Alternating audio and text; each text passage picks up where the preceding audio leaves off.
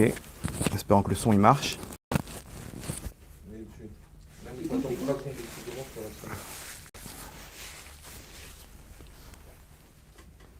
C'est bon? Ok. En attendant, on va dédier le cours pour la réfoua de Noam Nathan ben Avram. Bezrat Hashem, Shiur Yeh l'Irfouato, Betor Shar Cholé Amo Israël. Alors le cours de ce soir, il est basé sur le passouk Hashem Tzilecha. Hashem, c'est ton ombre. Dans la mesure où il nous accompagne, il nous guide, il nous protège comme un garde du corps qui est là, comme un papa plus exactement, qui a tous les pouvoirs et qui nous aime d'un amour infini. Lui qui a créé le monde, le maître du monde, de l'univers, de toutes les planètes, de l'infiniment grand et l'infiniment petit, il s'occupe de nous, chacun d'entre nous, malgré nos fautes, malgré nos défauts, malgré nos inconvénients, et il nous accompagne et il nous protège, Be'ashgacha pratit, avec une providence divine, voilà, de millimétrer, c'est même pas, c'est même pas du millimètre, c'est Hachem, il est là pour nous. Celui qui est l'acteur principal de ce monde-là, c'est ni plus ni moins que chacun d'entre nous. Et il peut l'être avec chacun d'entre nous aussi, c'est pas un problème. Mais faut le savoir, et quand on emporte ça avec nous dans notre vie, alors tout change. Donc ce soir, on va essayer de comprendre, à partir de la sortie d'Égypte, comment on apprend tout ça, et comment surtout le faire entrer dans notre vie de tous les jours. Ok, on est parti. Alors, donc tout le temps on ramène Zecher Yetziat Mitzrayim, en souvenir de la sortie d'Égypte, Kiddush, le Shabbat, les fêtes, Pessah, Shema Israël, 2 fois par jour, il faut... Tout le temps on nous dit, Hachem te dit, attention, souviens-toi que je t'ai sorti d'Égypte, que je suis ton Dieu et que je t'ai fait sortir d'Égypte. Ok, je me souviens, mais qu'est-ce que ça m'apporte de ça? Pourquoi je dois m'en souvenir tous les jours? J'ai une mitzvah assez d'Oraïta, une mitzvah positive de la Torah, de m'en souvenir. C'est pour ça que je le dis dans le schéma Israël, le matin et le soir. Et comment dire, il y a 4 schémas Israël dans la journée en tout. Et le Kiddush, chaque fois, Zecher Yetziat Mitzrayim, Zecher Yetziat Mitzrayim. Ani Hashem Elokechem Asher Hotzeti Etrem Eretz Mitzrayim, Liot Lachem Elokim. Tout le temps. Pourquoi? Qu'est-ce qu'il y a de si important de rappeler qu'Hachem l'a sorti? Ok, on a compris, mais qu'est-ce que ça m'apporte maintenant, moi, en 2022, de me dire que Akadosh Baruch Hu, il m'a sorti d'Égypte? Et en fait, c'est parce que tout ce qui se passe dans la sortie d'Égypte, en fait, je peux l'apprendre pour ma vie de tous les jours. Le comportement qu'Hachem il a eu avec les Bnei Israël à cette époque-là, c'est exactement le comportement qu'il a aujourd'hui avec moi. Donc si j'arrive à comprendre ce qui s'est passé pendant la sortie d'Égypte, alors je pourrais comprendre qu'est-ce qui se passe aujourd'hui avec moi. Ok, la fourmi en 2022, le commun des mortels, que moi aussi je suis en Égypte, et moi aussi Hachem il me fait sortir d'Égypte, et comment il se comporte avec moi de la même manière que ce qui s'est passé en Égypte. Donc venez, on se plonge dans ce qui s'est passé pour pouvoir comprendre comment ça marche. Alors, il est clair que tout ça, toute cette expérience de la sortie d'Égypte, c'était pour donner au Bnei Israël la Emouna. Okay, la Emouna qui est un Dieu, qui est là, présent, qui... Alors, c'est quoi les principes de la Emouna? D'abord de savoir qu'il y a un Dieu, premièrement. Deuxièmement, de savoir qu'il est là et qu'il m'accompagne, Be'ashgacha pratit, avec une providence divine qui m'accompagne de façon sur mesure, avec chacun d'entre nous, et qui m'aime de toutes ses forces.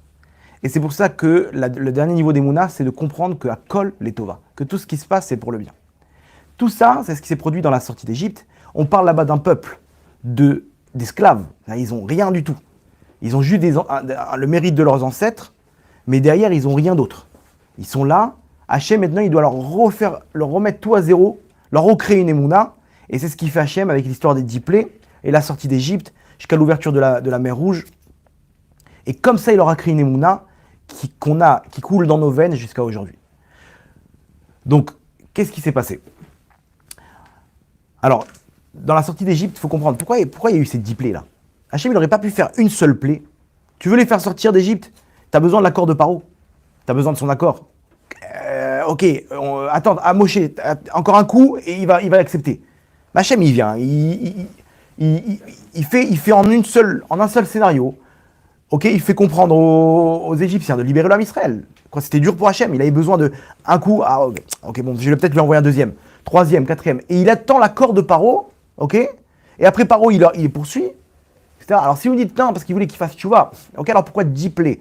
Pourquoi ces plaies là? Pourquoi il a envoyé les sauterelles? Il n'a pas envoyé, je sais pas, des kangourous comme ça qui débarquent du jour au lendemain. C'est pareil, non, c'est encore plus fort. Après, on envoie des grenouilles. On envoie je sais pas, des scorpions. Ou des veuves noires, là, des grosses tarentules. C'est mieux, non? C'est quoi ce principe-là, de transformer le Nil en sang, etc. Et c'est sûr qu'il y a tout plein de secrets derrière ça. Et c'est ce qu'on va essayer d'analyser maintenant pour comprendre comment Hachem il s'est dévoilé à l'époque de Paro et des Bnei Israël, pour comprendre comment il se comporte avec nous. Alors venez, on va faire un petit voyage dans le temps, si vous voulez bien. Ok, on va se téléporter dans l'Égypte de l'époque de Paro. Et on va comprendre ce qui s'est passé à l'époque des Bnei Israël. Alors, faut savoir une chose, que Paro, comme ça le dit la Gemara dans Moed Katan, elle dit que Paro, c'était le plus grand de tous les sorciers. C'est-à-dire que les sorciers, c'était quelque chose de connu à l'époque, surtout en Égypte. L'Égypte, c'était le pays de la sorcellerie. Paro, c'était celui qui dominait tous les sorciers. Quand il levait les yeux dans les étoiles, il voyait là-bas, il leur dit, mais vous savez pas que vous allez mourir dans le désert, je vois du sang pour vous. Il voyait le mazal des Bnei Israël. Il ne savait pas que c'était le sang de la Mila qu'ils ont fait les Bnei Israël là-bas. Mais effectivement, il a vu qu'il y avait un mauvais décret sur les Bnei Israël. Et lui-même, quand Moshe il vient et il lui dit « Libère mon peuple », qu'est-ce qu'il lui dit Paro ? « Mi Hachem asher eshma bekolo ». C'est qui Hachem, ton Dieu, que je vais écouter sa voix ? Qu'est-ce qu'il disait par là ? Il leur disait par là, mais attends, moi je connais toutes les forces qu'il y a dans le cosmos. Je les connais toutes. Mais Yudke Vavke là, Hachem, je connais pas. Amonai, Yudke Vavke, je connais pas. Maintenant, Hila, mais Paro, tu connais. Yosef, le même Yosef, selon la vie que c'était le même Paro. Mais Yosef lui-même, il est arrivé. Quand il lui dit, vas-y, tu peux me donner la solution de mon rêve, qu'est-ce qu'il lui dit Yosef ? Il lui dit, Biladai, Elohim, Yahanet Shlom Paro. Elohim, il lui dit voilà, Dieu, il connaît, non ? Effectivement, Elohim, il connaît. Cette force-là qu'Hachem, il dirige avec ça, les forces de la nature, qui s'appelle Elohim, à Elohim, c'est Teva, la nature. Ok, donc, Hachem, il dirige ce monde-là, hein ? Elohim, c'est Hateva. Attends, c'est pas l'inverse ? Ok, donc Elohim, c'est Ateva. Quand tu fais le calcul, c'est ça. T'es sûr, hein ? Ok, j'ai de mémoire, c'était à Elohim. En tout cas, Elohim, c'est la nature. Paro, lui-même, fais le calcul, Abraham. Fais le calcul. J'ai un doute. Bref. C'est tête, tête, bête, aïn. Attends, il va. Tête, bête, ça fait 11, aïn, c'est 70, ça fait 81. C'est 86. Attends. Elohim, c'est 86. Calcul en... Laisse te faire le calcul. Donc Teva, nous... c'est 80, tête, bête. Ok, à Elohim, à Teva, Mechila, Razak. À Elohim, c'est 86. Ok, et Teva, c'est 81 plus 5, 86. Il a fait Meod. Razak ou Baruch. Donc, et lui, il sait très bien Paro. Paro, il sait très bien que Elohim, ça existe. C'est la même chose, on parle de la gematria. La gematria, mais pour te dire quoi, que Elohim, il intervient Hachem, il intervient dans les forces de la nature. Il a créé des règles de base. Ces règles-là, elles existent, et Paro, il connaît. Il sait qu'il y a une force qui s'appelle Elohim, ok, qui est là. Mais de la même manière, il sait qu'il y a une autre force qui s'appelle Baal Tsephon. Il sait qu'il y a une autre force qui est le Nil, le Yehor, ok. Il connaît toutes ces forces-là. Les forces du bien, les forces du mal. Pour lui, il n'y a pas de différence. Il prend tout ce qui marche. Maintenant, Moshe, il vient, il lui dit, attends, il y a une nouvelle force. Hachem, il m'a envoyé. C'est qui ça ? Yud Kevavke. Il lève les yeux, il dit, ne connais pas. Maintenant, il ne sait pas que toutes les forces, elles découlent de Yud Kevavke. Selon la Kabbalah, Yud Kevavke, ça représente tous les mondes d'en haut. Le Yud, il y a une petite apostrophe là-bas dans le Yud. Ça représente le monde de Adam Kadmon, tout ce qui monte vers l'infini. Okay, le Yud lui-même, c'est le Olam Hatzilut. Le He, ok. Ah, pardon, l'apostrophe, c'est plus Hatzilut en fait. Le Yud, c'est Chochma, c'est Bria. Le He, c'est Bina, ça veut dire que ça représente le Olam HaYetzira. Ok. Attendez. Mechila. Je sais pas ce qui m'arrive aujourd'hui. Le Yud, c'est Chorma. Ok. Attendez. Yud, Atzilut. Faut appeler le Rav qui est venu. Ah ouais. Atzilut. La redescente, elle était dure. Yud, c'est Atzilut. Ok. He, c'est Bria. Vav, c'est Yetzira. Et He, c'est Asiya. Ok. Et l'apostrophe, comme j'ai dit, c'est Adam Kadmon. Je sais pas pourquoi je me suis inversé. Adam Kadmon, c'est un monde qui est bien au-dessus d'Atzilut, c'est l'infini, etc. Le Yud, c'est l'Olam Atzilut. Ok.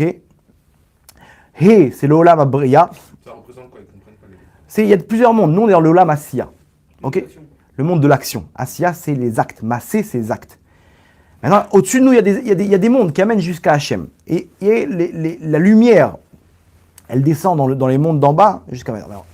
Le Yud Ke Vav Ke, il représente la Ishtal Shelut, l'enchaînement de la lumière d'Hachem jusqu'à ce monde-là. Yud Ke Vav Ke, ça représente l'enchaînement de la lumière d'Hachem jusqu'à ce qu'on a aujourd'hui. C'est-à-dire même cette table-là, sur laquelle est posé tout ce qu'on a ici, elle est la représentation matérielle d'une lumière dans les Olamot Ha'elyonot, dans les mondes supérieurs. Ok. Il y avait un jour une histoire, un Israélien, il est parti il est parti apprendre les forces Avodah Zarah, etc. Il est parti en Inde et tout. Et il a rencontré là-bas une sommité. Un mec qui faisait des sorcelleries, des trucs incroyables. Un genre de fakir comme ça. Et il lui a dit, apprends-moi comment tu fais. Il a commencé à lui apprendre et tout. Jusqu'à qu'il lui a dit, non mais comment toi tu sors ces forces-là? Il y a bien une source, je vais apprendre la source. Il a dit, ok, je vais donner mon secret. Il a fait rentrer dans une pièce et dans une autre pièce. Et là-bas, il a levé un foulard comme ça, il y avait une espèce de boîte comme ça. Il a levé le foulard, il a levé le couvercle de la boîte et il lui dit, voilà, c'est de là que je tire toutes mes forces. Il voit quoi? Il voit un parchemin avec écrit Yud Ke Vav Ke.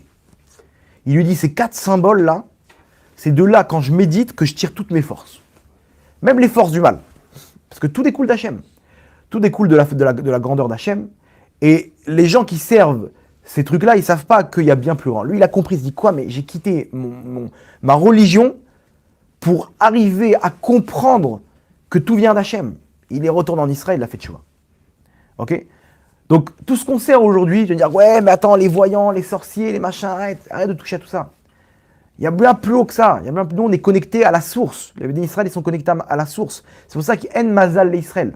Il n'y a pas de mazal pour l'âme Israël. Ça n'existe pas le mazal. Demandez à n'importe quel, comment ça s'appelle, ceux qui sont en astrologie, astrologue, ok, il vous dira, les grands astrologues, comme ça, il y avait un qui est sorti de la Shoah, il ne savait pas quoi faire.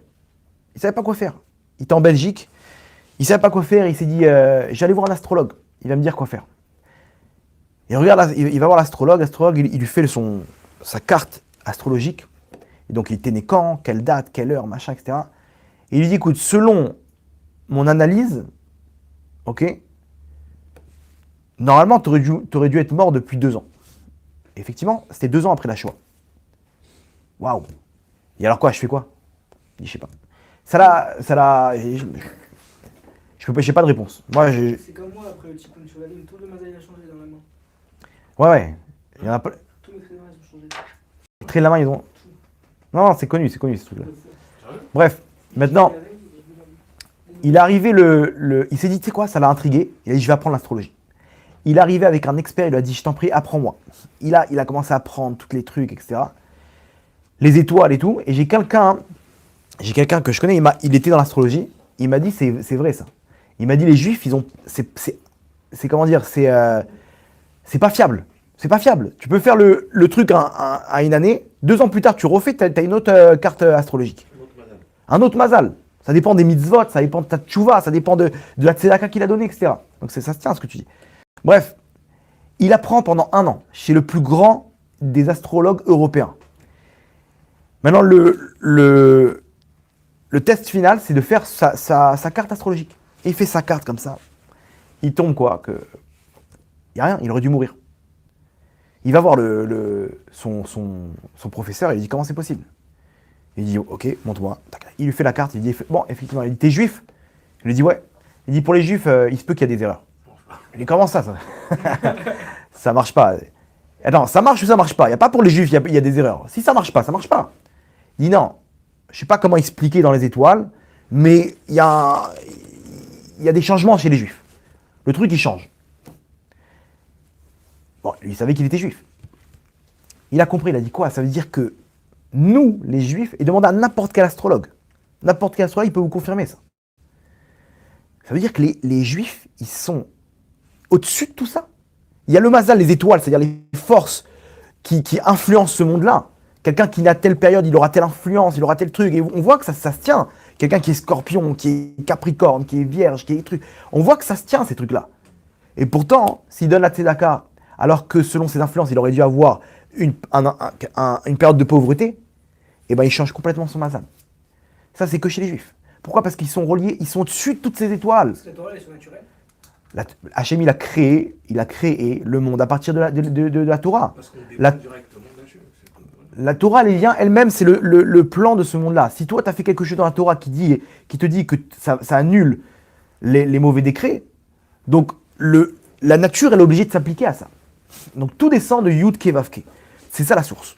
Donc nous, comme on est relié à Hachem, puisque notre Neshama, elle est reliée, c'est une partie d'Hachem, donc on dépend de rien. Un juif, il a une force énorme en lui. Ok? Paro, il vient, il dit à Moshe, mais c'est qui Hachem? C'est qui? Mi Hachem Asher Ishma Bekolo. Je comprends pas, c'est qui? Tu me parles de cette force-là. Je vois rien du tout. Mi Hachem Asher Ishma Bekolo. Mais du Hachem, il parle mis à Monaï. Amonai, Yud Ke Vav Ke. Il ne connaissait pas. Moshe lui a dit, il n'y a pas de problème. On va te montrer c'est qui Hachem. Et Hachem, il a dû, maintenant regardez, toute là. Alors le Rabbi Yaakov Abuchatzera, il ramène dans Marsof à Lavan, il ramène le parallèle que les 10 plis correspondent aux 10 sphirotes, les 10 sphères célestes des forces du mal qu'il a dû frapper. Le dam, ça représente la clipa de Nida, de l'impureté de Nida, etc. Tout un parallèle, c'est très profond. En tout cas, il ramène que tous les 10 plis qu'il y a eu, qui représentent donc les 10 sphirotes, ils étaient là pour montrer à Paro combien Hachem il domine dans le monde.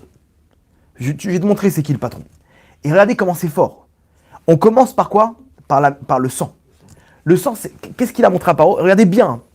Paro, au début, il vient avec le bâton qui se transforme en serpent. Paro, il rigole de ça. Il amène des apprentis sorciers. Il dit, tu veux me montrer, c'est ça ta force? Viens. Ah, il a commencé à rigoler. Imaginez-vous la honte qu'il a eu, Moshe. Hachem lui a dit, vas-y, montre-lui l'histoire du serpent. Il envoie le serpent et Paro, il tape un fou rire comme ça dans la salle. Ils amènent les apprentis sorciers, des enfants de 10 ans. Vas-y, montrez-lui à Moshe là. Ils ont pris tous des bâtons et les ont transformés en serpents. Moshe, il n'a pas compris. Mieux que ça, là-bas dans les plaies, on voit que les sorciers, ils prennent l'eau, ils la transforment en sang. Ils commencent à jouer avec les trucs. Il dit, mais on sait faire ça nous aussi. Et regardez bien comment c'est fort. Maintenant, Hachem, qu'est-ce qu'il a voulu faire? Il a voulu montrer, écoute-moi bien. Paro, tu n'es qu'un pantin. C'est moi qui te dirige avec mes ficelles et c'est moi qui dirige tout ce monde-là. Maintenant, je vais te montrer comment je dirige ce monde. Et les Juifs, ils étaient spectateurs de ça. Le Ham Israël était en Égypte et il était spectateur de tout ce qui se passait. Et il leur montre, dame, le sang. Le sang, il leur a montré, tu vois, même les molécules, je les change. Eux, ils ont vu que le Nil, il s'est transformé en sang. Ils ont dit, ah, tout simple. Vas-y, amenez de l'eau. Les sorciers, ils ont pris l'eau, hop, ils ont transformé en sang. Maintenant, il faut savoir que les sorciers, ils utilisent quoi? Ils utilisent les démons. Les démons, ils ont la possibilité, avec des formules, on a la possibilité de leur donner des ordres. Et grâce à ça, ils peuvent faire ce qu'on appelle des mirages. Donc eux, ils peuvent transformer l'eau en sang par l'intermédiaire d'un mirage. Un mirage, c'est un miracle dans la Touma. C'est un mirage dans des forces du mal. Ok? Par l'intermédiaire de démons. Entre parenthèses, c'est pour ça qu'il faut faire très attention quand on entend, il y a un rave qui voit des trucs, etc. Il faut voir si les grands d'Israël, ils ont mis leur tampon sur lui. Pourquoi? Parce qu'il se peut que les forces qu'il a, avec lesquelles il voit des choses et qu'il entend des choses sur la Neshama, ça vient ni plus ni moins que des démons. Et donc ça peut porter atteinte à la Neshama d'une personne si elle se retrouve dans des kabbalistes comme ça, bizarres, etc. Surtout dès qu'il y a une histoire d'argent, dès qu'il y a une histoire de... ça devient un peu bizarre, etc. Mais en tout cas, il y a plusieurs signes pour voir si c'est des vrais ou pas. Il y a le Rav Ménaché. Chéri, le Rav Ménaché. Lui-même, il faisait le tour dès qu'il entendait un kabbaliste, etc. Il allait sur place et il faisait la queue pour rentrer là-bas. Et il leur disait, donc il venait, il voyait le tzaddik comme ça, avec un turban, un truc baba salé, genre vraiment. Mon fils, qu'est-ce que tu veux comme bracha? Il sort des trucs vrais. Hein. Ils te disent tout sur ta neshama. Ils te disent, regarde, t'as eu un frère comme ça, t'as eu un truc comme ça. Toi, t'es venu après ta mère, elle a eu un enfant qu'elle a perdu. T'es venu juste après. Waouh, d'où il sait tout ça? Donc, il entend les trucs des démons qui lui disent tout sur la personne. Lui, il rentre le Rav Menaché, il sort une Gemara. Il dit, regarde, moi, j'ai besoin de rien, Baruch Hashem, je suis pas venu pour une bracha, mais je n'arrive pas à comprendre la Gemara. Est-ce que vous pouvez m'expliquer? Il dit, non, moi, j'ai reçu une bracha, moi, je suis là pour donner des brachot, etc. Demande à ton Rav, à ta synagogue, mon fils. T'inquiète pas, Hashem, il va aller que t'es la chokma pour comprendre la Torah. Il dit, non, si vous devez forcément avoir la Torah dans la tête, si vous arrivez à faire tous ces miracles et connaître ces choses-là. Et il le pousse comme ça, jusqu'à qu'il il commence à lire. Il raconte, les mecs, qui savent même pas lire 2 mots en araméen sur la Gemara. Ils ont zéro connaissance en Gemara. Zéro connaissance. Ces gens-là, généralement, ils sont liés avec des femmes. Ils reçoivent des femmes, ils s'enferment avec des femmes il n'y a pas de Gdusha. Normalement, la moindre des choses, ces rabbanim-là, s'ils arrivent à cette force-là, c'est qu'ils arrivent à un niveau de Gdusha tellement haut qu'ils sont même pas en contact avec des femmes. Même pas en contact. Ces gens-là, ils reçoivent des femmes, ils s'enferment avec des femmes, et ils parlent, ils les regardent dans les yeux, etc. Mais elle est où la Shmirat Enaim? Comment tu arrives à cette force-là si tu as zéro connaissance en Torah, si tu as zéro Gdusha dans les yeux, dans les pensées?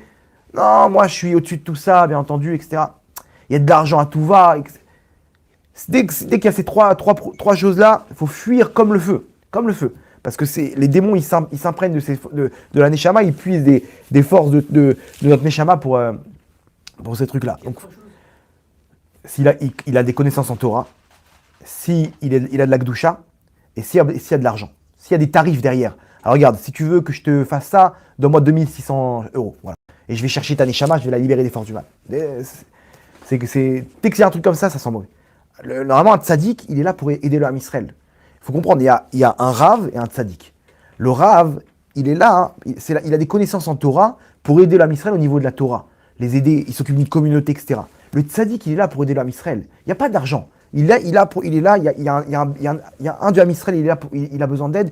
Il s'assoit avec lui, il l'aide de toutes ses forces, il prie pour lui, il pleure pour lui, il jeûne pour lui. Il est prêt à tout pour le Ham Israël. Pourquoi? C'est comme ses enfants. Ça, c'est le vrai tzaddik. Le tzaddik amiti qui prend un Ben Israël, il l'amène en une phrase, il amène Shka Hashem. En une parole, hop, il le transperce. Comme ça, il faisait le rabbi. Le rabbi, les gens, ils passaient, ça durait 2 secondes, il donnait une phrase. Cette phrase-là, les gens, ça les suivait toute leur vie. Toute leur vie. Et tu as des autres, ils sont là, ils font des choses, etc. Donne-moi de l'argent, je vais aller et ils font des trucs, ils font des miracles. Le rabbi, c'est lui qui donnait l'argent, justement. Voilà. Alors attention, bien sûr, il y a des actions qu'ils peuvent faire, comme des pidyon nefesh, etc. Que c'est la personne qui donne de la tzedaka. Ok? Mais dès qu'il y a des trucs, des tarifs, etc., je vais chercher ta neshama, je suis parti, ils m'ont empêché, j'ai dû me battre, mais ils m'ont demandé que tu donnes encore 50 000 €. Là, ça sent mauvais, tu comprends? Bref, en tout cas, le Rav Menaché, il vient, il voit qu'il ne connaît pas 2 mots en Gemara, il sort. Rabotai, sortez, c'est un imposteur, il ne connaît pas, ses forces, elles ne viennent pas de l'effort de la doucha, il n'a aucune connaissance en Torah. Partez, c'est bon, sinon ça va vous porter préjudice à votre neshama. Comme ça, il allait de. Bien sûr, pourquoi? Parce que là-bas, les forces du mal, elles s'imprègnent de la neshama. Les démons, ils n'ont pas de force de eux-mêmes. Ils puisent les forces de la neshama. Maintenant, sinon, on coopère avec eux, par intermédiaire de ce faux Mekoubal. Alors à ce moment-là, ils puisent dans notre neshama pour pouvoir faire ce qu'ils ont besoin de faire. Revenons à ce qu'on disait, les sorciers, ils utilisent des shedim, les démons, et ils font des mirages. Donc maintenant, ce n'est pas un problème pour eux de prendre de l'eau et de faire en sorte de voir du sang à la place. Ok? C'est pas un problème pour eux. Maintenant, il y a certaines règles que les démons, ils n'arrivent pas à gérer. Ils n'arrivent pas, les démons, vous savez qu'ils ont... Bon, on arrive dans les plaies, on va faire les plaies ensemble. Le sang, qu'est-ce qu'il a voulu montrer à Hachem, à Paro? Il a voulu dire, regarde, tes sorciers, ils arrivent à transformer l'eau en sang. Mais est-ce qu'ils arrivent à... Quand moi, en tant que Ben Israël, je prends l'eau, c'est de l'eau, et quand c'est un Égyptien qui la prend, c'est du sang.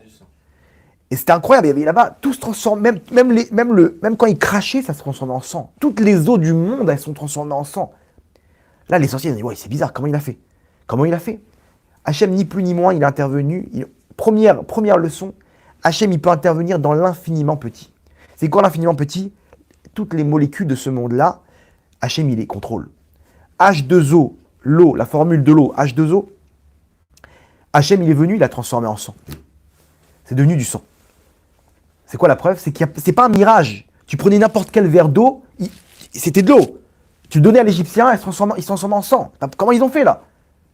La molécule, Hachem, il intervient dans la molécule. C'est-à-dire dans l'infiniment petit, ce qui se voit, même pas au microscope, dans les électrons, dans les neutrons, dans les protons, là-bas, Hachem, il intervient. C'est lui le patron. Ça, c'est Amona, c'est pas Elohim. Ça, c'est Yud Kevavke. Badaï. Oui, C'est pas la Teva. le Teva. Le Teva, il te dit, nous aussi, on gère le Teva. On gère la nature. Voilà, l'eau, on la transforme en sang. Non, non, non. Lui, il te gère ça dans l'extrêmement petit, l'infiniment petit. Waouh. Là, c'est autre chose. Ça veut dire quoi? Ça veut dire que quelqu'un, mieux que ça, regardez, quelqu'un qui est. Qu'est-ce que ça nous apprend? C'est quelqu'un qui est malade. Les médecins, ils disent, tu pourras jamais guérir. Combien d'histoires où les gens, ils ont prié, ils ont pleuré, ils ont refait des radios et la tumeur, elle a disparu. C'est des histoires de tous les jours. Les médecins, ils voient une tumeur, lo allez-nous, dans un endroit, et les personnes, ils prient, etc. Ils mobilisent l'âme Israël, ils allument des bougies, ils reviennent, ils refont une radio, plus rien.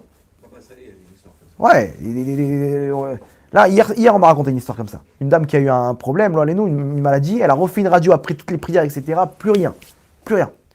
C'est comment Hachem, il intervient dans les cellules. C'est un problème pour lui. Si on n'a pas la émouna de ça, premièrement, qu'Hachem, il est là. Mais où il est, Hachem? Il est, quand je prie, non, même dans l'infiniment petit. Même dans ces vaccins-là, Hachem, il fait en sorte que ça fasse aucun mal. Même dans le corona, même dans le Covid-19, 20, 21, 22, ce que tu veux. Dans tous les variants, Hachem, il est là. C'est lui qui dirige tout. Ça, c'est la première leçon. Hachem dit attention, deuxième leçon. Maintenant, même ce qu'il y a, donc ça, c'est dans les molécules, même dans l'eau. Maintenant, ce qu'il y a dans les grenouilles même, ce qui est aquatique, etc., c'est là et ça va et je les dirige aussi. Ils vont intervenir, ils vont arriver jusqu'à chez toi, Paro.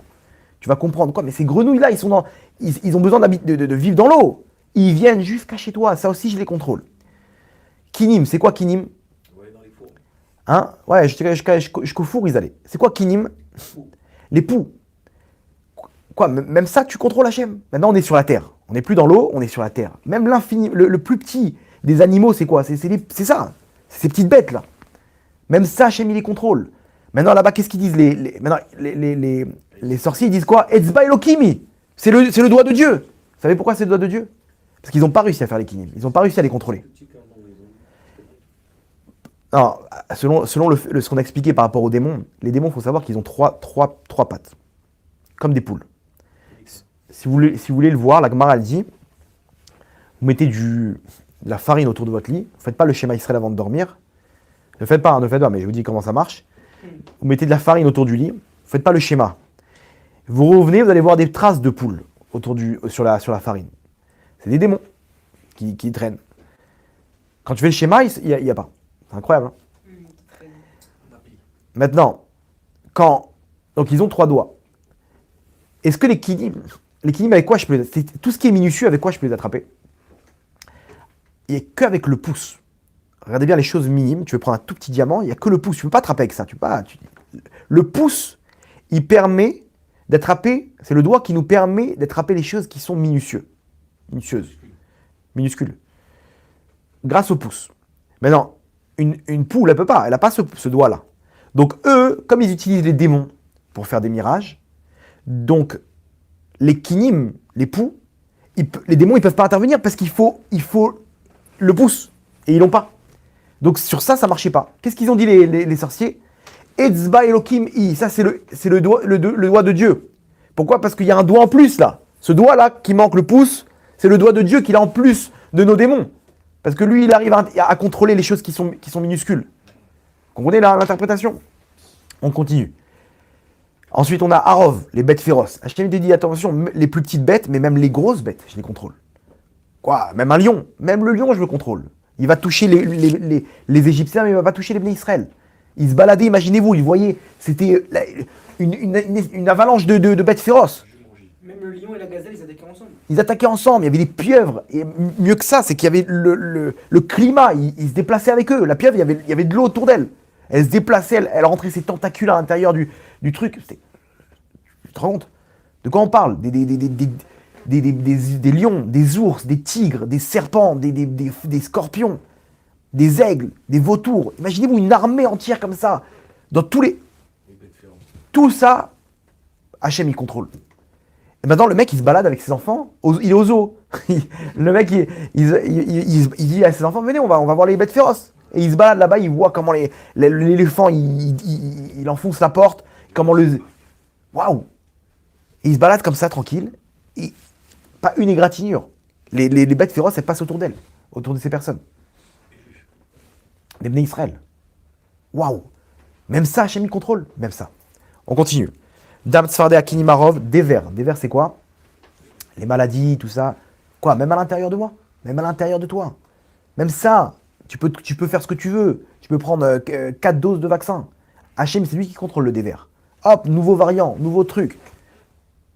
Même là, Hachem contrôle. Mais attends, mais j'ai pris tout ce qu'il faut. Je me suis protégé. Vaccin. J'ai mis 4 masques. J'ai mis rien. Il n'y a rien à faire. Hachem, même ça, c'est lui qui contrôle. C'est lui qui augmente le volume. C'est lui qui baisse le volume. C'est lui qui décide qui tombe malade, qui tombe pas malade. Les mecs, les gens, ils sont protégés. Ils ont fait tout ce qu'il faut. Ils sortaient pas de chez eux. Et d'autres, ils se baladaient. Ils tombent pas malades, les mecs. Et l'autre, il s'est protégé. Il a reçu une lettre d'un postier qui était malade. Ça y est, il est contaminé. Comment t'expliques ça? Impossible à expliquer. Il y a un malade dans une famille. Ils sont tous contaminés, sauf un. Et le mec, il met la cuillère dans la bouche exprès pour être contaminé. Ça y est, il va en finir. Il veut le pass sanitaire, lui aussi. Rien à faire. Il fait des tests sur tests, toujours négatifs. Comment t'expliques ça? Parce qu'Hachem, il contrôle. Des vers. Shrine, c'est quoi? À l'intérieur du corps, à l'extérieur du corps. La lèpre, les trucs. Waouh, imaginez-vous, il se démangeait, mais c'est pas possible. Tu peux mettre les crèmes que tu veux, même là-bas, Hachem, il intervient. À l'intérieur de ton corps, à l'extérieur de ton corps. Ensuite, on a quoi? Dam Sfarda Akinimarov, des vers. Shrine, Barad. Barad, c'est quoi? La grêle. Hachem, il te dit, mon fils, même les climats, maintenant on passe dans l'infiniment grand. Même les climats, je les contrôle. Je peux faire maintenant en sorte qu'un nuage y vient et il envoie de la grêle. Vous savez c'était quoi? C'était des balles de bowling. À l'intérieur, il y avait de la glace, à l'extérieur, c'était du feu. Mais c'est mélangé justement. Et là-bas, il faisait le shalom, le feu et l'eau ensemble pour pouvoir frapper les Égyptiens. Paro, il voit ça, il comprend pas. Et il veut pas comprendre. Pour lui, non, mes forces, elles sont encore plus grandes que toi. Ah, tu comprends pas. Ensuite, on a quoi? Arbé. C'est quoi Arbé? Les sauterelles. Quel rapport les sauterelles? On a fait les bêtes déjà. Est-ce que vous savez que les sauterelles, elles sont contrôlées par quoi? Par les saisons. Les sauterelles, il y a des mouvements de saison dans les étoiles, des influences, qui font en sorte qu'il y a des attaques de sauterelles. D'où ça vient ça? Selon des études, les sauterelles, d'un coup, elles débarquent parce qu'il y a des influences par rapport aux saisons où elles migrent. Elles font des migrations. Donc, les sauterelles, elles sont venues montrer à Paro, regarde, pas seulement le climat, mais même les saisons. Même les saisons qui contrôlent les migrations des sauterelles, c'est moi qui les contrôle. Prenez un oiseau, il a une horloge dans le cerveau. À un moment, il se lève. Ok, ils ont fait des tests avec ça. Comment ils comprennent tous les oiseaux qu'au même moment, il faut partir et migrer. Ils ont dit peut-être il y a un truc ils ont un espèce de boussole naturelle. Ils ont essayé de le déboussoler. Ils le tournaient comme ça ils ont fait des expériences et il repart. Ils ont dit peut-être c'est la mère qui lui apprend. Donc ils ont pris les bébés, ils les ont élevés eux-mêmes et ils voient que une fois qu'il est grand, il part. Ils ont compris que c'était inné. Il y avait quelque chose en eux qui un genre de réflexe. Même ça, c'est Hachem qui contrôle. Hachem, il contrôle les saisons. Après, on a quoi? Rocher. Rocher, c'est où? Au niveau des étoiles, maintenant. C'est le soleil. Le soleil et les étoiles, Hachem, il te dit, c'est même moi qui contrôle ça, Paro. Tu crois que ces étoiles-là, que tu crois comprendre et interpréter, c'est moi qui les contrôle. Et Makat Bechorot, c'est quoi? C'est les mazalotes. C'est au-dessus des étoiles. Les mazalotes. L'horoscope, tout ça, c'est moi qui contrôle aussi, Hachem te dit. Parce que comment tu peux savoir qui est promené, qui n'est pas promené? Comment tu peux savoir? Et là-bas, il y a marqué que même une femme qui a trompé son mari, donc maintenant, elle avait 2 enfants, mais c'était 2 premiers-nés, de 2 maris différents. Et bien, les 2, ils mouraient. Eux, ils comprenaient les Égyptiens, c'est pas possible. Comment il peut savoir ça? C'est que dans l'ADN, c'est que dans le mazal de la personne. Tu veux savoir s'il est Bechor, s'il est promené ou pas promené. Donc Hachem, il leur a montré aux Égyptiens de l'infiniment petit à l'infiniment grand, Yud Kevavke, Hachem en personne, c'est lui qui contrôle tout ça. Ça, c'est la première présentation de la Emouna, c'est le premier niveau. Regardez Hachem, tout ce qu'il a chamboulé en Égypte, il n'a pas pu faire une seule plaie. Il n'a pas fait 12 plaies. Il fallait faire cet ordre-là pour montrer combien il est grand et combien il domine ce monde-là. Les Bnei Israël étaient spectateurs, ils ont dit waouh, c'est lui notre Dieu. Mais bien sûr qu'on veut sortir. Ça, il faut savoir que c'est le premier niveau. Le premier niveau. Quoi? Le premier niveau? Oui. Et vous pouvez voir que nous aussi, Hachem nous a montré dans notre vie que c'est lui le patron. Et tout le monde peut raconter combien ils ont vécu des miracles. Ok? Des histoires comme ça, le mec il a eu un accident, il est sorti intact. Ou des trucs, vraiment, les gens, vous vous asseyez avec eux, raconte-moi des miracles, il va te raconter sa mère, son père, comment il était, quand il était jeune, comme ça, waouh, des histoires à en plus finir. Combien les gens, ils ont vécu des histoires avec des tzadikim, avec Baba Saleh, avec j'ai vu, il vous raconte, j'ai vu de mes propres yeux. J'ai vu des histoires, j'ai vu des miracles. Ça, c'est le premier niveau, c'est pas ça le but du tout. Comme on a expliqué, il y a 3 niveaux. Comprendre qu'Hachem, il est là, c'est le patron. Premier niveau. Deuxième niveau, comprendre qu'il t'accompagne et qu'il t'aime. Et qu'Akol les Tova. Ça, c'est le second niveau. C'est le deuxième niveau. C'est le plus fort. Mais c'est l'étape d'après. Ça, tout ça, c'était pour montrer à Paro. Paro, il a compris et il a libéré l'homme Israël. Ça veut dire que quand il a libéré l'homme Israël, ça veut dire qu'il a baissé la tête. C'est pas terminé. Il y a eu l'ouverture de la mer Rouge, on va y venir. Il a eu peur aussi. Ouais, bon, mais non, mais lui, il était. Lui aussi, Pourquoi il a tenu tête? Lui aussi, il était mort. Ouais, déjà ça, mais. Ils ont poussé Paro à rentrer dans la mer. Non, j'ai pas entendu ça. Non, il a vu l'ange qui était avec lui, il a vu que les Bnei Israël étaient coincés, il a vu que Baal Tsephon, la force du mal qui représentait cette idole, c'était juste devant qu'ils étaient coincés en Israël. Donc lui, il s'est senti en confiance. Et Hachem, il a piégé, vous allez comprendre pourquoi. Donc, Paro, quand il a libéré l'homme Israël, il a admis que, ok, j'ai compris c'est qui cette force-là, j'ai compris ce Dieu, comment il est fort, partez, vous avez gagné. C'est pas terminé, il est poursuivi après dans l'ouverture de la mer Rouge. Les Bnei Israël maintenant, eux de leur côté, regardez comme c'est fort. Les Bnei Israël, ils sont donc spectateurs, ils ont compris. Waouh, Hachem, il est surpuissant. On a compris. Mais maintenant, comment à partir de ça, les Bnei Israël, ils ont compris que Hachem, il les aimait. Et qu'Hachem, il les a jamais oubliés, qu'il les a toujours accompagnés. Et que Akol les Tova. En fait, regardez comme c'est fort. Les Bnei Israël, eux, ça fait des années qu'ils souffrent. On va pas rentrer dans le pourquoi du comment, mais les Bnei Israël, ils souffrent parce que ils ont un tikkun à passer. Ok? On a déjà expliqué ça dans plusieurs cours. C'est pas pour rien qu'ils sont en Égypte, esclaves en Égypte. Ils doivent réparer quelque chose. Et ils ont souffert. Ils se tapaient des briques, etc. Ils ont construit, ils se faisaient martyriser par les Égyptiens. Là-bas, vous pouvez voir dans le Me'am Loez, dans les Midrashim, ils ramènent exactement ce qui faisait endurer aux Bnei Israël, les Égyptiens. Et en fait, il se trouve que les 10 plaies. Paro, il se baignait avec du sang. Voilà, Paro, il se baignait avec le sang des Bnei Israël. Des bébés qui tuaient. Tous les jours, 300, je crois. Ils se baignaient dans leur sang. Et là-bas, ils jetaient les enfants dans le Nil, etc. Ils mettaient les enfants entre les briques. Dans les briques. Quand il manquait des briques, ils mettaient un enfant. Exactement. Ils ont eu une période comme ça terrible, sans compter ce qu'ils souffraient. Ils n'avaient pas d'eau à boire, ils devaient aller chercher de l'eau. Maintenant, les 10 plaies, ça représente quoi? À part ça, les 10 plaies, ça représentait, en fait, mesure pour mesure, tout ce que les Égyptiens ils ont fait subir au roi Israël, Hachem leur a fait subir. Comment? Imaginez-vous, mettez-vous à la place d'un Ben Israël, que lui, il travaille, il souffre. Et imaginez-vous une journée de travail d'un Ben Israël. Lui, il travaille à l'aurore. Maintenant, il est réveillé. Vous savez comment il est réveillé? À peine il s'endormait, maintenant il s'était cassé. Il rentrait le soir, tard. Il était fatigué, il s'endormait. Et là-bas, il y avait un Égyptien, il arrivait et il poussait des cris, il tapait avec des bâtons sur de la ferraille. Ta ta ta ta ta, allez debout, levez-vous. Et il leur poussait des cris terribles. Il rentrait dans les maisons. Il réveillait tout le monde. Aux aurores, à 4h du matin, il est réveillé. Mais là, ils ont même pas dormi 3 heures.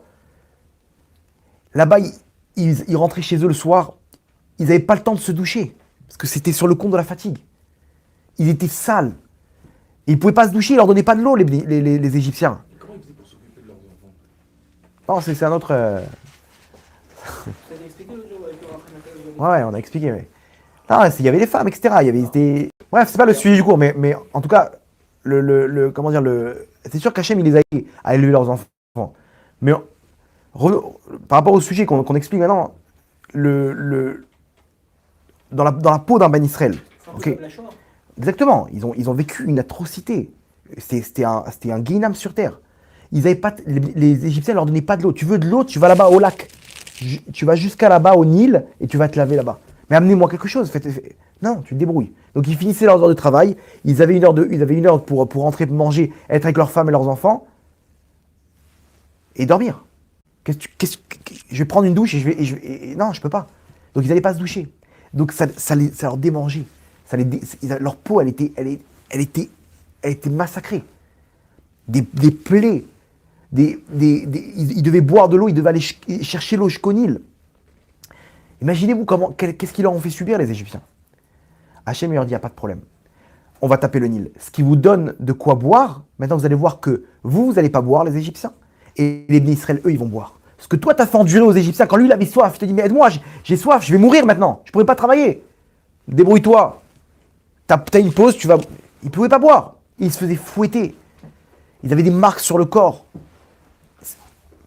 Maintenant, ce Ben Israël-là, il voit comment Hachem, il frappe les Égyptiens. Il voit que le même Égyptien qui l'empêchait de boire de l'eau, il tape à sa porte, il dit, je t'en supplie, donne-moi à boire, je suis en train de mourir. Waouh. J'ai un flash, là. C'est la même scène qu'il y a 3 mois, j'étais en train de te supplier, moi aussi, pour boire de l'eau. Et tu me fouettais, tu m'interdisais de boire de l'eau. Et maintenant, c'est le monde à l'envers. C'est le même Égyptien qui vient et qui supplie. Il lui dit, donne-moi de l'eau, je suis prêt à donner tout ce que tu veux. Et combien ça coûte? Vous comprenez? Waouh. Hachem, en fait, il est en train de montrer aux Bnei Israël, mesure pour mesure, combien il n'a jamais oublié les Bnei Israël, même dans leur douleur. Vous vous rendez compte? Ça veut dire quoi? Ça veut dire que moi, je suis là. Quand je vois ça, je dis, attends.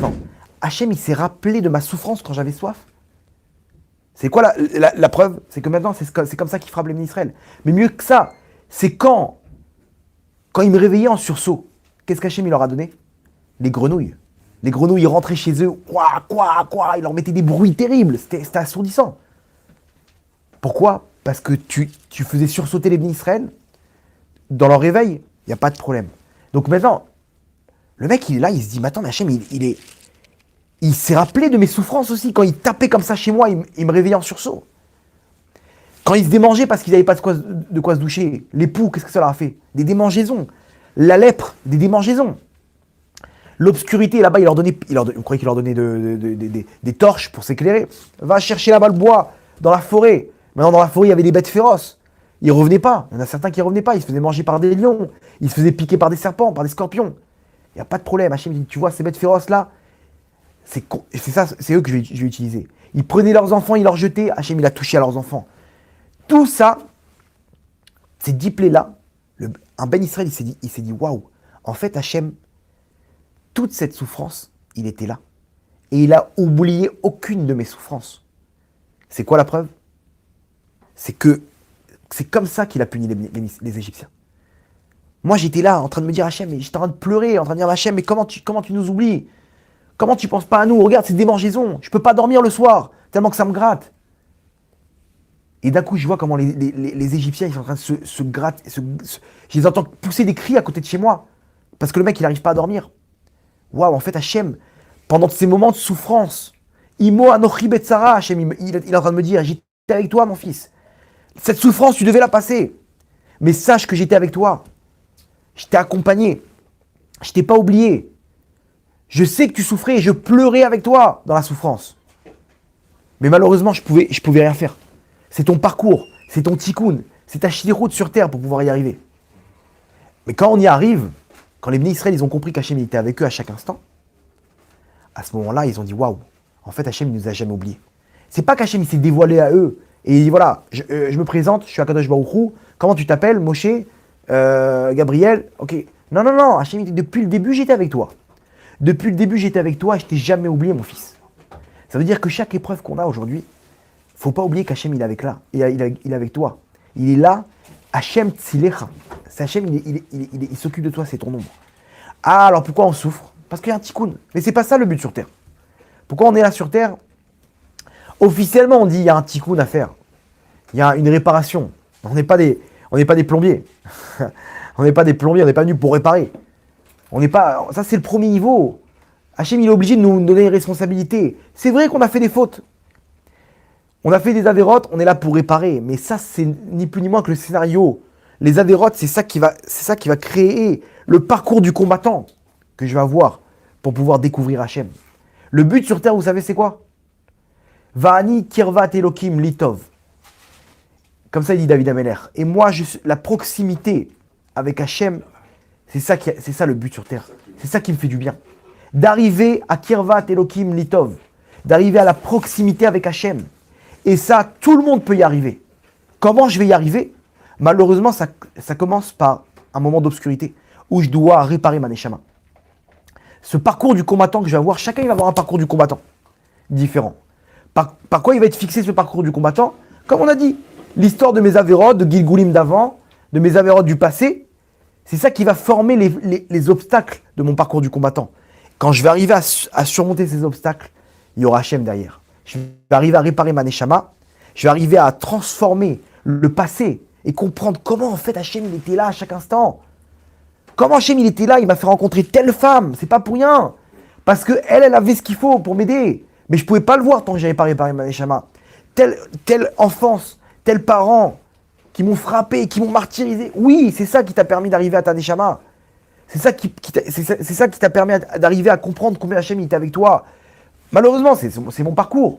C'est mes avérotes qui m'ont donné ça. Donc oui, il faut qu'on utilise l'histoire du tikkun, de me dire, bon, qu'est-ce que tu veux que je te dise? Je suis obligé, j'ai pas de parnassage, j'ai pas de mazal parce que j'ai fauté. Donc je suis obligé de réparer. Mais ça, c'est le premier niveau. Comprends qu'il y a un Dieu sur terre. Comprends qu'il est là, il punit et il récompense.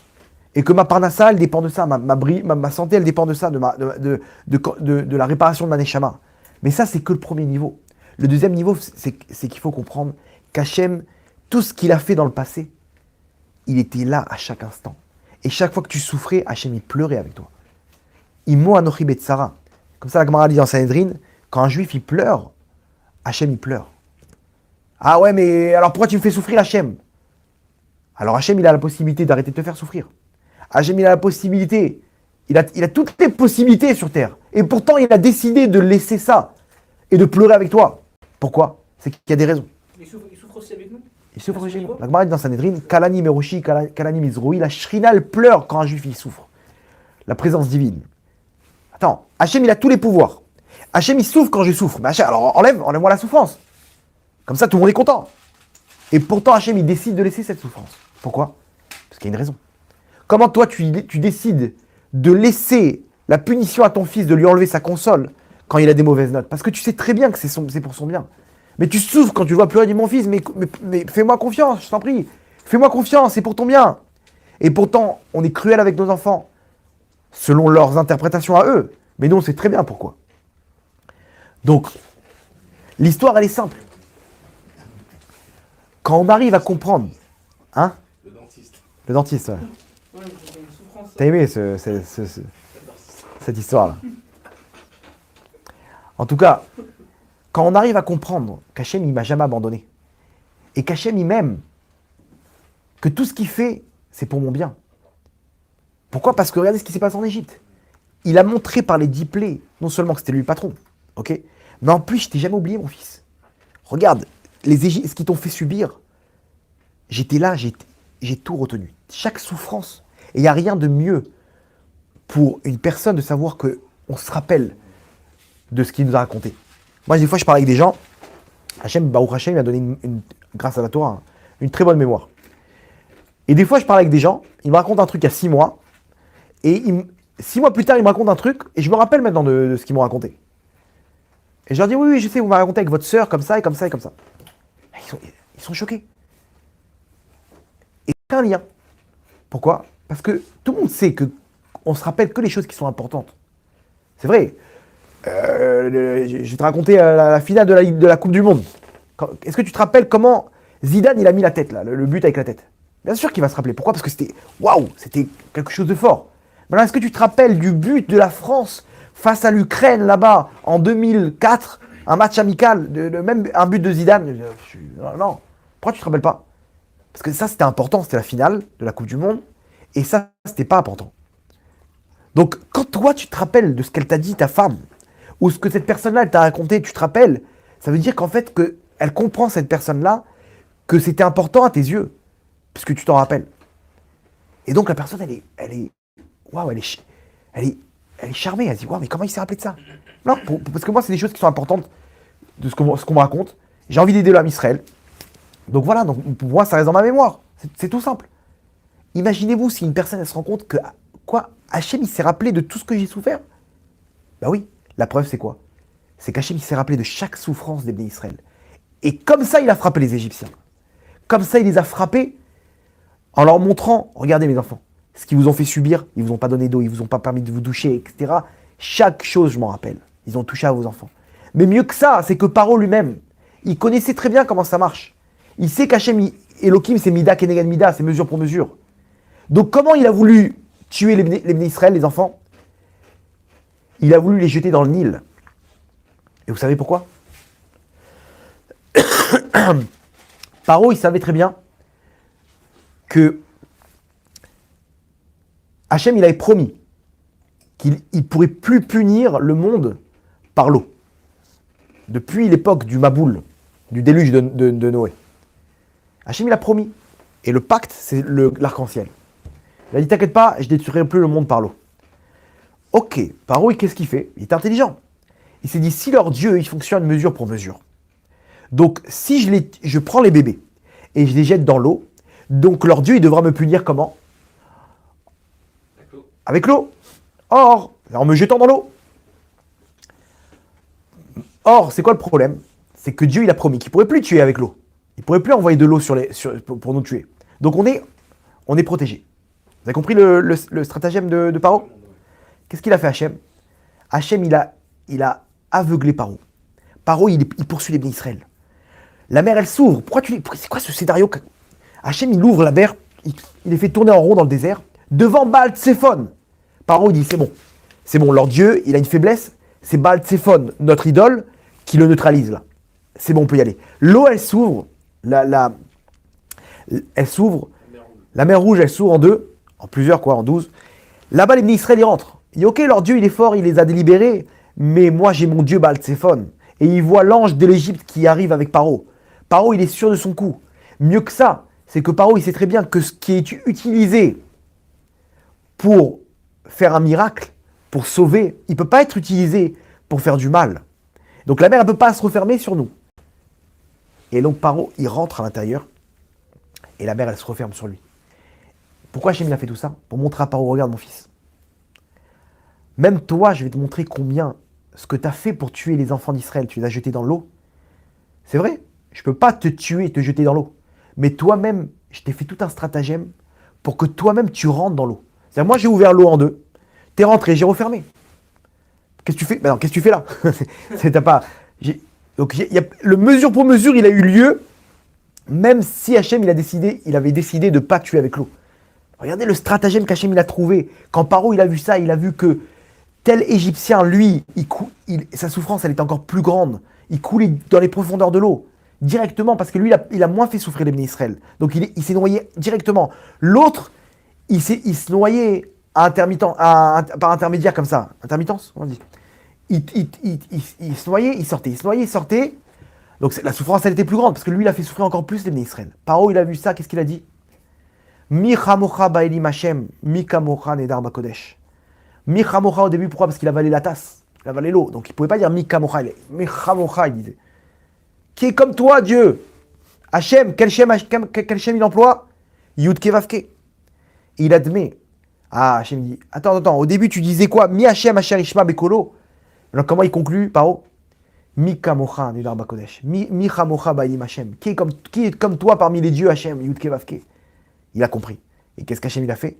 Tu fais tchouva, il n'y a pas de problème. Hachem il a sorti de l'eau. Il a compris comment ce Dieu il est grand. Il a retenu chacune des souffrances qu'on a fait à son peuple et il nous l'a fait subir. À tel point qu'il nous a fait couler dans l'eau. Alors qu'il avait promis qu'il ne pouvait plus utiliser l'eau. Ce Dieu-là, je veux m'accrocher à lui. Hachem il dit, ah tu veux t'accrocher à moi? Il n'y a pas de problème. Et Hachem, il a sorti de l'eau. Il a fait un miracle. Paro, lui-même, Paro, Hachem, il a sorti de l'eau. Imaginez-vous, nous, en 2022, si nous-mêmes on dit Mi Chamocha Banim Hachem, Hachem, qui est comme toi? Il n'y a pas plus haut que toi, Hachem. Tout ce que tu as fait, c'était à Kol et Tova. Même si je ne le vois pas. Et le problème, c'est qu'on ne va pas le voir si on ne le comprend pas, ça. Si tu vois et tu comprends et t'imprègnes qu'Hachem, tout ce qu'il fait, c'est pour le bien. Il t'a jamais oublié. Toutes tes souffrances, il était avec toi. Et tout ce qui t'a fait subir tous ces instants d'obscurité, ces moments où il t'a abandonné. Et combien des fois je discutais avec des gens, ils disent ouais, mais Hachem, il m'a laissé me marier avec cette Goya. Il m'a laissé me finir là-bas. Non, non, non, non, non. Hachem, il t'a rien laissé du tout. Hachem, il était avec toi dans ta souffrance. Il attendait que tu te réveilles. Il attendait que tu lui demandes de prendre le volant. C'est ça le problème. Et nous, on en veut à Hachem, au fond. On dit, mais pourquoi tu m'as laissé là-bas? Mais au lieu d'en vouloir à Hachem, dis-toi qu'Hachem, il s'est pas trompé. Fais confiance, mais pâche toute, simplement avec Hachem. Imagine-toi, tu marches avec ton fils. J'ai un fils, il me pose 1 milliard de questions. Des fois, je lui dis, mais fais-moi confiance. Avance, fais-moi confiance. Je ne peux pas tout expliquer. Il y a des choses. Et pourquoi comme ça? Et papa, pourquoi comme ça? J'arrête, je dis, regarde, c'est quoi? Est-ce que tu penses que papa, il se trompe ou pas? Il me dit non. Est-ce que tu penses que papa, il comprend toutes ces choses-là? Oui. Alors, viens, suis-moi et mets-toi en confiance avec moi. Ok? Et après, je t'expliquerai. Là, pour l'instant, on n'a pas le temps. Il y a des moments où on ne peut pas s'arrêter. Vas-y, fonce, suis-moi. Ok, il arrête de me poser des questions, mais bien, je le regarde dans les yeux et je lui dis, est-ce que tu me fais confiance ou pas? Tu sais très bien que papa, il veut ton bien. Tu sais très bien que je t'aime. Ok? Allez, fais-moi confiance. Après, je t'expliquerai. Ok, papa, d'accord. Je le prends par la main et on fonce. Il pose pas de questions. Après, je lui explique tout le truc. Hachem, des fois, il nous dit pareil. Il dit, mon fils, tu crois que je comprends pas ce qui se passe maintenant dans le monde? Tu crois que je sais pas ce qui est en train de se passer maintenant avec ce gouvernement, avec ces vaccins, avec les guerres, avec les trucs, avec l'Iran et la bombe nucléaire? Fais-moi confiance. Mais qu'est-ce qu'on va devenir? La Parnassa et le Corona? Oh, mais non, fais confiance à Hachem. Quand ton banquier, il te dit, attends, fais-moi confiance, je vais te faire j'ai un système là, je vais te faire un truc pour un crédit. Tu me fais confiance ou pas? Quand ton garagiste te dit, regarde, fais-moi confiance, on va faire une opération là, ça va marcher normalement. Tu me fais confiance ou tu poses des questions? Quand tu montes dans l'avion, tu mets tes lunettes comme ça et tu fais confiance au pilote. Ouais. Pourquoi on ne fait pas confiance à Hachem? On est sans arrêt en train de poser des questions. Et pourquoi il m'a fait rencontrer cette Goya? Pourquoi il m'a mis dans telle école? À cause de ça, j'ai fait toutes les avérotes de la terre. Non, tu devais passer par ces avérotes, Rabibi. Tu devais passer par ce quartier là-bas en France. Ok? Tu devais rencontrer cette Goya. Tu devais rencontrer tout ça. Alors, il est où mon libre arbitre? Ton libre arbitre, il est de réparer. Et il est de faire confiance à Hachem. Parce que quand tu vas comprendre le passé, tu vas mettre une lumière à toute cette obscurité là. Alors tu vas comprendre combien Hachem il était là chaque instant. Laisse tomber les comptes d'Hachem. Laisse tomber les comptes d'Hachem. Mais comprends combien chaque chose, elle était là à sa place. Et dis-le, ferme les yeux et dis Akol et Tova. Je comprends pas, mais Akol et Tova Hachem. Et commence à danser de Emouna, de joie, de dire Hachem, il est là. De joie, sans poser de questions. Il faut arrêter de grogner et de râler. C'est bon, allez, tout va bien. Je comprends pas. J'apprends des mauvaises nouvelles, etc. Mais je vais mettre la musique et je vais danser. Pourquoi? Parce que quand je vais être heureux, je vais montrer par là que cette chose-là qui m'arrive, c'est la meilleure des choses pour moi. Je vais remercier Hachem. Et je vais transformer tout ça en bien. Mais tant que je ne veux pas le voir, tant que je ne veux pas l'imprégner, Hachem, il me le montrera pas. Pourquoi? Parce que ça va toucher à mon libre arbitre. Hachem, il ne veut pas des robots. Il ne veut pas des zombies. Mais si moi, j'ai imprégné que Akol les Tova, tout, Akol, il n'y a pas ça oui, ça non. Et que Hachem, il est bon. Tov Hachem, la colle. Alors à ce moment-là, Hachem, il ne me le montrera jamais. Il faut que je l'ai imprégné. Parce que si imaginez-vous, si moi, je n'ai pas compris que c'est les Tova, et qu'Hachem, il me montre tout le temps que c'est pour mon bien, je vais devenir un tzaddik. Mais celui qui a fait de moi un tzaddik, celui qui m'a fait faire tchouva, c'est Hachem. Hachem, il veut que ça vienne de moi. Et quand ça vient de moi, et que j'ai imprégné ça, alors mes yeux me le montrent. Hachem, il m'ouvre les yeux. Et il me dit, regarde, tu vois, comment ça, pourquoi je t'ai fait que cette fille-là, ça n'a pas marché finalement? C'est parce que j'avais prévu quelque chose d'autre pour toi. Fais confiance, tu vas voir avec qui tu vas te marier. Fais confiance. Pourquoi j'ai fait en sorte que tu n'aies pas d'enfant maintenant? Attends. Il y a quelqu'un qui a fait le tikkun là. Au Hachem, il a réparé toutes ses avérotes, etc. Et ça fait quelques années qu'il essaye d'avoir des enfants. Tikkun Shovavim qu'on a fait. Et d'un coup, il m'a dit, non, je sais pourquoi Hachem, il m'a pas donné d'enfant. Parce que maintenant que j'ai réparé ma neshama, comme mes enfants, ils viennent de ma neshama, quand j'ai réparé ma neshama, automatiquement, les enfants que je vais amener maintenant, ils seront beaucoup plus purs. Donc, Hachem, il attendait que je fasse tchouva, que je répare ma neshama, que je purifie ma neshama pour amener des tzadikim. D'un coup, il a compris que pendant 2 ans qu'il n'avait pas d'enfant, pourquoi? Maintenant, ça y est, j'ai fait tchouva comme il faut. Il a compris le pourquoi du comment. Quand une femme, même après 6-7 ans, elle n'a pas d'enfant, elle voit son fils dans les bras, je peux vous dire qu'elle oublie tout. Quand une personne, elle comprend comment, j'ai pas eu de parnassa, mais maintenant, il voit où il est arrivé, et il comprend qu'en fait, Hachem, il voulait m'amener à monter mon entreprise. Et c'est pour ça que ça a capoté avec cet associé-là. Il dit, waouh, Akol et Tova. Mais les gens, ils voient pas tout ça. Et il y a des gens qui ne sont pas sortis d'Égypte, vous savez pourquoi? Parce qu'ils n'ont pas voulu ouvrir les yeux. Ils n'ont pas compris qu'Hachem les aimait, qu'il était là pour eux. Ils ont dit, mais oh, on va aller dans le désert. Mais il y a Bourras, mais pourquoi tu comprends pas qu'Hachem il est avec toi maintenant? Dis play, il t'a montré qu'il t'a accompagné, tu crois qu'il va pas t'accompagner dans le désert? Eux, ils étaient bien, ils disent, attends, mais tout va bien là-haut, on est bien en Égypte. Tout va bien, ça fait 1 an qu'on est plus esclaves, on a tout ce qu'il faut. Quoi, t'as pas confiance? T'as pas compris? T'as pas compris que c'est Diplé qu'Hachem est avec toi et qu'il va t'accompagner dans le désert, comme ça s'est passé. Laman, le puits de Myriam. Ces gens-là qui font pas attention à ça. Ils sont tout le temps en train de râler, tout le temps en train de... C'est parce qu'ils font pas attention combien Hachem il les a guidés. Il était là avec eux. Hachem Tzilekha, c'est ton ombre. Hachem, il t'a jamais abandonné, même dans la souffrance, même dans les avérotes. Et quand tu comprends ça, alors tu transformes toutes ces avérotes-là. En fait, c'est elles qui t'ont permis d'arriver à Hachem. Donc en fait, toutes ces avérotes-là, elles se transforment en srouyot, en mérite. Et on fait tchouva be'ava. Comme il y a eu dans le Tikkun Shovavim. Le Tikkun qu'on a fait là-bas au Hachem, les gens, leurs impressions, ils disaient, mais j'ai senti une euphorie. Donc Tikkun Shovavim, j'explique pour ceux qui étaient pas là, c'est la réparation des avérotes, des fautes, par l'intermédiaire d'un Tikkun spécial du Harizal. On fait 1 jour de jeûne et on paye le reste des jours de jeûne pour chaque avérote en tzedaka, avec un midra spécial qu'on a fait. Les gens, ils ont tous raconté qu'ils ont senti une euphorie. Shmuel, t'as senti toi aussi? Ouais. Une euphorie, un bien-être, une proximité avec Hachem. D'un coup, ils ont compris, waouh, mais en fait, c'est bon, tout ça c'est derrière moi. J'ai compris le pourquoi du comment. Hachem, il était tout le temps avec moi. Hachem, il m'a jamais abandonné. Et ils ont senti, ils disaient merci Hachem en pleurant, ils se rendaient pas compte, comme ça les larmes elles coulaient toutes seules. Ils ont eu des délivrances, il y a des gens, ils m'ont déjà raconté des délivrances de fou. Pourquoi? Parce que leur mazal il change maintenant. Hachem il leur a dit, mes enfants, vous inquiétez pas, tu vas réparer en 2 secondes. Je vais te faire tomber sur une vidéo, tu vas faire ce tikkun là, tu vas réparer. Les murailles, des murailles de fautes qui nous séparaient d'Hachem, elles sont tombées en 2 secondes. Hachem il vous dit, mes enfants, rentrez à la maison, ça y est, c'est la Géoula. Rentrez à la maison. Ouais mais Hachem, on est sale, comment on va faire? On n'arrive pas à comprendre, à se connecter avec notre Neshama par nos fautes. Et ça y est, ça. T'as compris que j'étais là, mon fils? Allez, viens, je vais te faire tomber sur un tikkun, tu vas réparer.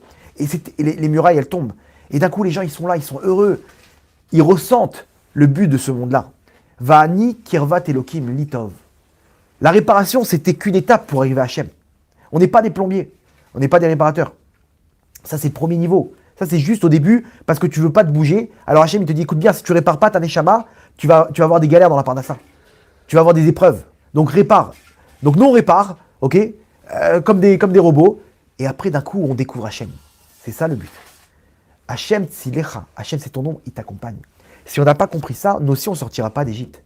On ne sortira pas de l'Égypte des temps modernes. Les Metzarim, Mitzraim, c'est Metzarim. Si on n'a pas compris qu'Hachem, il est là, qu'il nous accompagne, et qu'on n'ouvre pas nos yeux, et on n'a pas cette émouna que Akol et Tova, alors je peux vous dire que les épreuves qui vont suivre derrière, la Gemara nous dit, En lanu almi les shaen, et là, la vinu sheba shemaim. On va arriver à la fin des temps, on n'aura plus sur qui se reposer, ni médecin, ni avocat, ni argent, ni rien. Tout va s'écrouler. Tout va s'écrouler. On n'aura qu'une chose, que la émouna. Tzadik be'emunato yirye. Un tzadik avec sa émouna, il vivra. C'est ça. En lanu almi les shaen, on n'a plus rien, il n'y a que Hachem. Mais quoi, comment je fais maintenant? Comment je fais là? Comment tu fais? T'as Hachem avec toi. Ah, ok, mais comment je me connecte avec lui? Analyse ta vie. Tu connais pas le futur, mais tu connais le passé. Hachem, il t'a jamais abandonné. Il t'a toujours donné de quoi manger. Même s'il y a eu des moments difficiles, c'est vrai, t'as fait la manche. T'as dû aller voir des choses, des organismes pour prendre la tzedaka. T'as galéré, c'est vrai. Mais tu devais passer par là. Tu devais passer par là parce que c'est ça ton parcours du combattant. Mais une fois que t'as réussi, une fois que t'as compris que c'est Akol et Tova, Hachem, il va te le montrer. Et là, c'est là qu'on sort. On sort de l'obscurité. Et Hachem, il prend chacune de nos avérotes et il les transforme en mérite. Tout ça, pourquoi? Parce que c'est tout ce passé-là, en fait, c'est lui qui m'a amené à Hachem. Donc même si ce passé, il était plein de fautes, s'il m'amène à Hachem, il se transforme en mérite. Vous comprenez? C'est ça que tu avais raconté avec Rabbi, celui qui a fauté toute sa vie. Voilà, Rabbi Eliezer ben Dordaya. Exactement. D'un coup, lui, toutes ses avérotes, c'est ça qui l'ont permis d'arriver à Hachem. Donc en fait, hein? Avec la colonne de feu. Non, celui qui a Rabbi Eliezer ben Dordaya, hein, il est parti voir des femmes, etc. Oui, celui que- Alors regardez ce qu'il dit Rabbi Nachman. Rabbi Nachman, il dit, dans l'écouté Moran, Mi Breslev, Torah Kavbet. Il dit exact, il résume tout ce qu'on vient de dire en 3 phrases. Il dit, regardez, Vézé, Bayom Aou Yevuka Shavon Israël Veineno. À la fin des temps, il y a marqué comme ça dans le prophète Yermia, dans le Navi Yermia, il dit, ils vont demander les fautes du Ham Israël à la fin des temps. Yevuka Shavon Israël Veineno, il n'y en a plus. C'est-à-dire qu'on va dire, ils sont les fautes du Ham Israël, amenez-les-moi. Hachem il va demander qu'on les amène, on lui amène les fautes du Ham Israël. Les anges vont dire, Hachem, il n'y a plus de fautes du Ham Israël. Quoi, Alvaï, dans quel scénario il n'y aura plus de fautes du Ham Israël? Regardez ce qu'il explique. Qu'il est atid yekulo tchouva. Le futur, ça sera quoi? Ça sera que tchouva. On va revenir à Hachem. Va l'idée à tchouva, grâce à la tchouva, donot nasim srouyot. Les fautes qui sont faites, même exprès, même en connaissance de cause, ils vont se transformer en mérite. Veillena seme averot Israël Torah. Les fautes du Ham Israël, ils vont se transformer en Torah. Pourquoi? Parce que grâce aux fautes, grâce à mon passé, je vais analyser mon passé, je vais comprendre en fait combien Hachem, il était avec moi. Et combien en fait, ça va me remplir en Emouna. Comme la Torah qui me donne des forces pour me remplir en Emouna, pour comprendre comment Hachem il se comporte, je vais l'apprendre grâce à mes fautes, grâce à mon passé. Valken yevukshu azavonot. Alors c'est pour ça qu'on va demander les fautes. Pourquoi? Parce que grâce à ça, on peut transformer ces fautes-là, le passé de chacun d'entre nous, on peut le transformer en mérite, en connaissance d'Hachem. Combien cette faute-là, ce passé-là, il était à Kol et Tova. Qui yevakshu veychapsu az achar avonot Israël. Ils vont chercher les fautes du Israël. Er lokrim od eze avon qui est de la sorte minotora. Comment on va prendre encore une faute? T'as pas un truc dans ton passé là qu'on peut interpréter là, qu'on peut voir comment en fait c'était à Kol et Tova. On va arriver à une situation, on va comprendre comment c'était à Kol et Tova et comment waouh. Attends, ça veut dire que même quand je suis tombé là-bas et que je faisais pas Shabbat, c'était pour comprendre en fait comment Hachem il voulait montrer. Waouh, incroyable. On va arriver à une connaissance à un niveau de Emouna où on va pouvoir interpréter chaque instant obscur de notre passé et comprendre combien Hachem il était là. C'est pour ça aussi Hachem Tsilecha, hein, c'est moi qui rajoute. Mais ton ombre, pourquoi ton ombre? Parce que l'ombre, ça représente aussi l'obscurité. C'était lui aussi ton obscurité. C'était lui ton obscurité aussi, même quand dans les moments de souffrance, il était là. Non seulement il t'accompagnait, mais en plus c'était lui ton obscurité. C'est lui qui t'a créé ces obstacles. Ok, Vezeu, Venedo, Kiyu, Kol Avodot, Nichlali, Be'aïd. Bon, ça c'est des trucs de Kabbalah. Aïnou, Be'ed Sof, chez Sham Avodot, n'est appris les srouyot à l'idée à Tchouva, que les avérotes ils se transforment. C'est le principe qui se transforme en mérite par la Tchouva. Chez Zeu, Prinot, Yerida, Tachlit, Alia, que la Yerida, qu'on est descendu, tous ces moments d'obscurité qu'on a eu, elles étaient ni plus ni moins que pour la Alia, d'arriver à transformer tout ça en bien. Et on va se rendre compte qu'en fait, à Kol Aya les Tova. Mais comment on peut y arriver à ça? Si dès maintenant, il faut s'armer des mounas et de se dire à Kol les Tova. Hachem, il ne se trompe pas. Hachem, il est avec moi. Hachem Tsilecha, il m'accompagne. Il me prend par la main et il me porte quand il a besoin. Même si des fois, j'ai l'impression qu'il n'est pas là. Il m'accompagne. C'est sûr et certain. Et ça, faut que personne ne vous empêche aucune pensée ne vous pénètre en vous faisant comprendre Hachem, il vous a oublié. Il y aura des événements, Chas Shalom, on va croire qu'Hachem il n'est plus là, mais ne vous inquiétez pas. Hachem il nous accompagne à chaque instant, même chez nous, dans nos épreuves personnelles. Des choses terribles qui nous arrivent, on se dit mais quoi, mais quel rapport? Non, si on a la Emouna et on veut ouvrir les yeux, moi des fois je prie Hachem, je dis Hachem, montre-moi ta Hashgacha pratique sur moi. Hachem il me montre pourquoi il m'a fait passer par là, pourquoi ça n'a pas marché, pourquoi ça a marché, etc. Il faut juste le voir. Alors prenons maintenant le libre arbitre et que tout ce qui se passe chez nous et pour le Ham Israël à Kol et Tova. Et à ce moment-là, les choses, elles vont se transformer. On va finir avec une petite histoire si vous voulez bien. Comme dit le roi David dans cette télé, ou Gam qui est l'air, Beget Samavet, Loïrara, qui a taille, il m'a dit. Exactement. Gam qui est l'air Beget Samavet, Loïrara qui a taille, il m'a dit, même si je vais dans le jardin de l'enfer j'aurai aucune souffrance, aucun mal. Pourquoi? Parce que tu es avec moi. Ça veut dire quoi, tu es avec moi? Ben, tu m'accompagnes. Je sais que tu fais tout pour le bien. Donc ok, je dois passer par là, comme l'histoire du dentiste.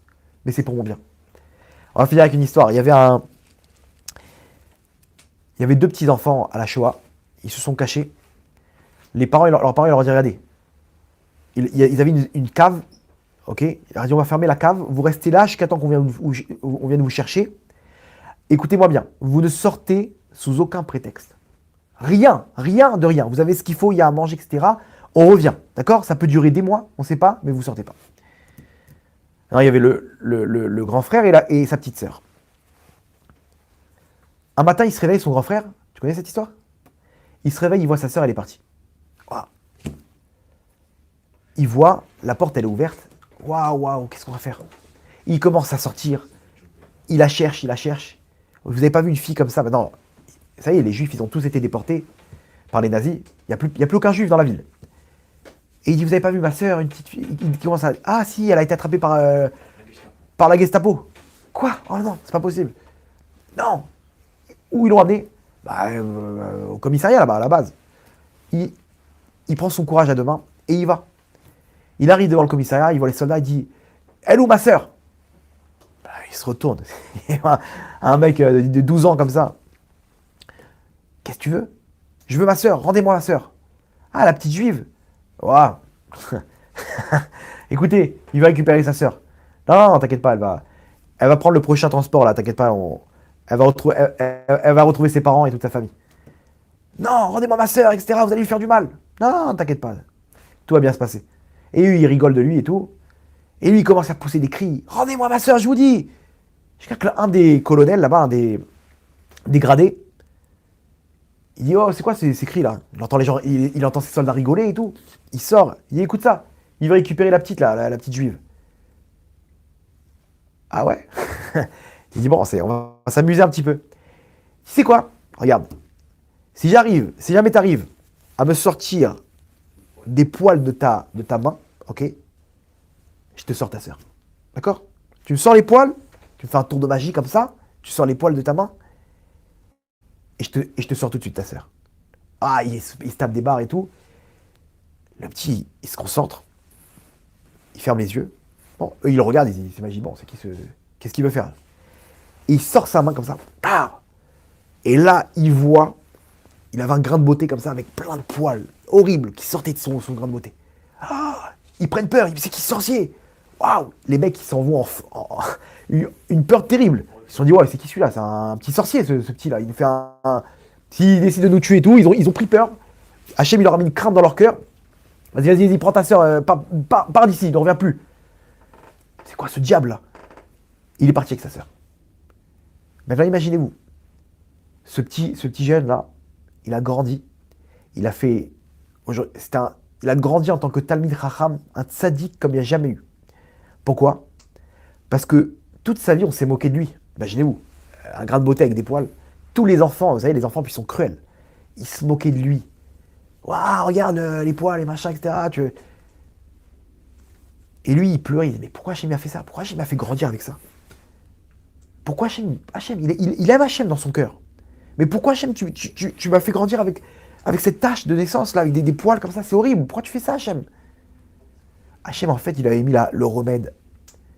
Parce que plus tard, il allait avoir besoin de ça. Il allait mettre dans la tête du nazi de trouver cette idée-là. Sors-moi des poils de ta main. Et il a compris qu'en fait, grâce à ça, il a sauvé sa sœur. Et maintenant, d'après vous, vous croyez que ça l'a dérangé derrière? Pas du tout. Ça l'a jamais dérangé parce que c'est ce qu'il a accompagné toute sa vie, cette marque, pour se dire Hachem, Silecha. Hachem, il m'a jamais oublié. Il m'a sauvé de la Shoah et il a sauvé ma sœur aussi de la Shoah. Grâce à cette tâche. Comme ça, David Ameller, quand il a tué, là-bas, Hachem, il a fait un miracle. Où il est parti sauver une brebis, et là-bas, il a tué des lions. Cette brebis-là, il a pris la peau, et il a fait avec ça un espèce de gilet. Pourquoi? Pour tous les jours se rappeler, en regardant ce gilet, Hachem m'a sauvé du lion. Pour jamais oublier qu'Hachem, il est avec moi. Parce qu'il y a des moments, des fois, où on oublie. Ouais, mais la Parnassa, le Shalom Bayit, Hachem, n'oubliez jamais. Hachem Tzidera. Ça, faites-vous des sivanim, faites-vous des signes. Ça, c'est ce miracle que j'ai eu, ça me montre qu'Hachem ne m'a jamais abandonné. Et quand vous avez Hachem avec vous, vous savez qu'à Kol et Tova, vous avez la Emouna avec vous, et vous n'avez rien à craindre. Hachem, il te montre maintenant que Akol est Tova. Et il fait passer du Geinam au Gan Eden. Parce que maintenant, tu peux voir que c'est les Tova. Donc Hachem, il prend ta vie et il la transforme en bien. Baou Radonai Leolam. Amen, Amen, amen. Amen. Chazak Baou. Zakou, Balzac.